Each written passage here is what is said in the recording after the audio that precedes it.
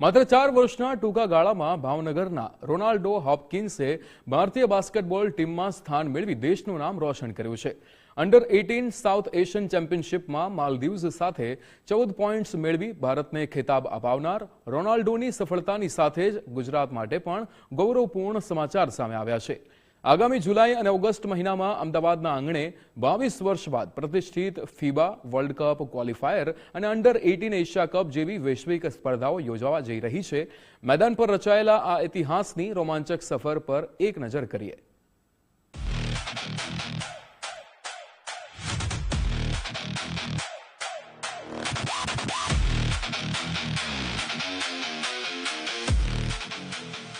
વર્ષ 2022માં વાયબીસી ક્લબથી રમતની શરૂઆત કરનાર રોનાલ્ડો માટે દેશની જર્સી પહેરીને મેદાન પર રાષ્ટ્રગીત સાંભળવું એ સપનું સાકાર થવા સમાન હતું.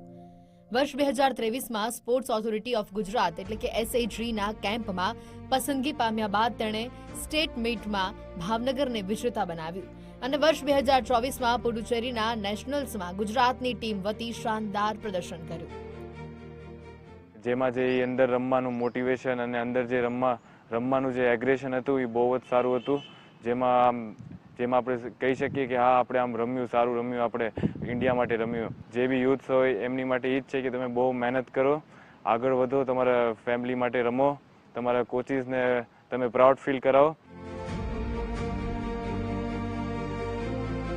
શરૂઆતમાં ઊંચો પણ શારીરિક રીતે સામાન્ય દેખાતો આ ખેલાડી વાયબીસી ક્લબ અને ગુજરાત સ્ટેટ બાસ્કેટબોલ એસોસિએશનના માર્ગદર્શન હેઠળ ડિફેન્સ અને એટેક બંને મોરચે મજબૂત બન્યો. આર્થિક તંગી હોવા છતાં માતા પિતાએ તેને હંમેશા શ્રેષ્ઠ સુવિધાઓ પૂરી પાડી, રમત પર ધ્યાન કેન્દ્રિત રાખવાની પ્રેરણા આપી, જેના બળ પર તે લેબ્રોન જેમ્સને આદર્શ માની આજે સિનિયર ભારતીય ટીમ સુધી પહોંચવામાં સફળ રહ્યો છે. દીકરાની આંતરરાષ્ટ્રીય સિદ્ધિથી આજે તેની માતા ગર્વ અનુભવી રહ્યા છે.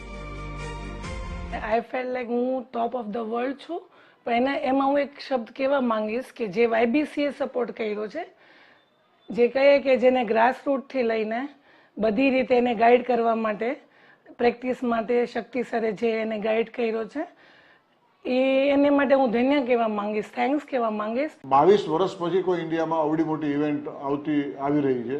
એમાં એશિયા કપ 22 વર્ષ પછી રમાશે અને બેંગ્લોરમાં જ્યારે પહેલાં રમાયેલો એ પછી આ 22 વર્ષે અમદાવાદ ખાતે રમાશે. અમદાવાદ બાસ્કેટબોલમાં ફીબા વર્લ્ડમાં અને ફીબા એશિયામાં એનું નામ જાણીતું થઈ જશે.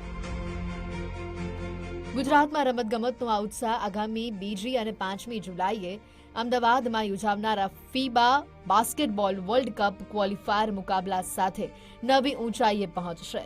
આ ઉપરાંત અગાઉ કતારમાં યોજાનારો અંડર 18 એશિયા કપ પણ હવે 13 થી 23 ઓગસ્ટ દરમિયાન અમદાવાદમાં રમાશે, જેમાં એશિયાની 16 સર્વશ્રેષ્ઠ ટીમો ભાગ લેશે. આ મેગા ટુર્નામેન્ટ સ્પષ્ટ સંકેત છે કે આગામી સમયમાં ગુજરાત દેશમાં બાસ્કેટબોલનું સૌથી મોટું પાવર હાઉસ બનવા જઈ રહ્યું છે. Bureau report, Gujarat first.